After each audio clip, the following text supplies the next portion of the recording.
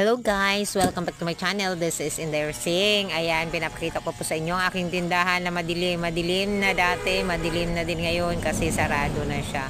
Oh, nakakaiyak po ng sobra. Sobrang naiyak talaga ako. Naiyak ako pag iisipin ko. Pero ngayon nakamove on na ako.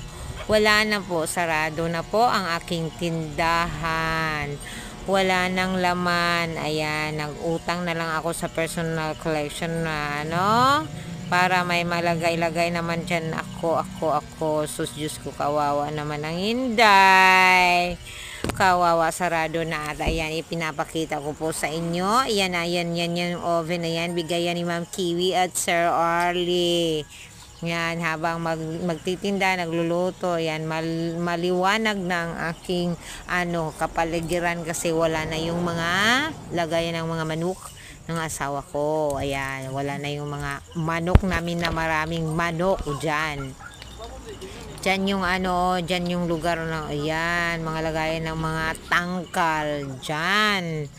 O, mag-tour tayo sa bahay namin. At dito, ayan, ang mukha ng aliwas na unggoy. O, parang unggoy talaga yung mukha ko dyan. Yan, may mga manok dyan. Diyan ang yung inahin na manok. Ayan, lemongrass and kamatis. At dyan yung nakalagayan dati ng mga manok na naka-tea. At ayan, bonggang plot twist guys. Ang bongga ng plot twist kasi tingnan nyo, look at it. Dyan na ako nagluluto. Dati doon ako nakagas ako. Ngayon, kawawang kawawa yan. Ibongga mo na yung iyak-iyak mong drama mo, day.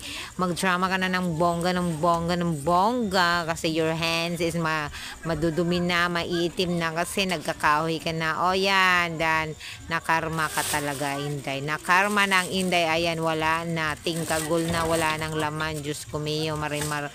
Ay, naku, kawawa naman. Ayan, yung